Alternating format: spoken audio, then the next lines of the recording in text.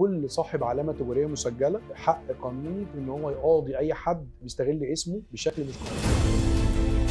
يعني انا لو عندي اسم معين لمنتج معين وحد حاول ان هو يشتغل بيه او بينزل بيه السوق، هقدر اقاضيه بيقلد علامتي التجاريه المسجله، طبعا بشرط طبعا اساسي ان تكون العلامه التجاريه اللي انا هشتكي بيها تكون مسجله عشان تخضع للحمايه القانونيه، والعلامه لو مش مسجله ما بنقدرش ان احنا نقاضي حد بعلامه غير مسجله. دي نمره واحد. نمره اثنين، لما بتكون علامتي مسجله بتوجه لمكتب التموين، المكتب ده دوره ان انا بروح عنده بعمل محضر تقليد علامه تجاريه ضد الشخص اللي بيقلدني. المحضر ده هم بياخدوه وينزلوا يتحققوا من الشكوى ديت المنتج بتاعي. من حقي كصاحب علامه تجاريه مسجله ان انا اقاضي الشخص دوت بان هو بيقلد علامتي التجاريه. مباحث التموين او مكتب التموين بياخد العينه من المنتج المقلد ده وبيطلع بيها بيعمل بيها محضر سحب عينه، والمحضر ده بيروح على حاجه اسمها جهاز نقطه الاتصال. جهاز نقطه الاتصال ده دوره ان هو يتحقق من الشكوى المقدمه ويتاكد ان العلامه المقدمه بالشركه الشركيه هي علامه مسجله من عدمه، وبعد كده بيقوم عامل تقرير فني. بيقول في التقرير الفني ده ان العلامه التجاريه الخاصه بالشركه المشكوك في حقها او العينه اللي تم سحبها دي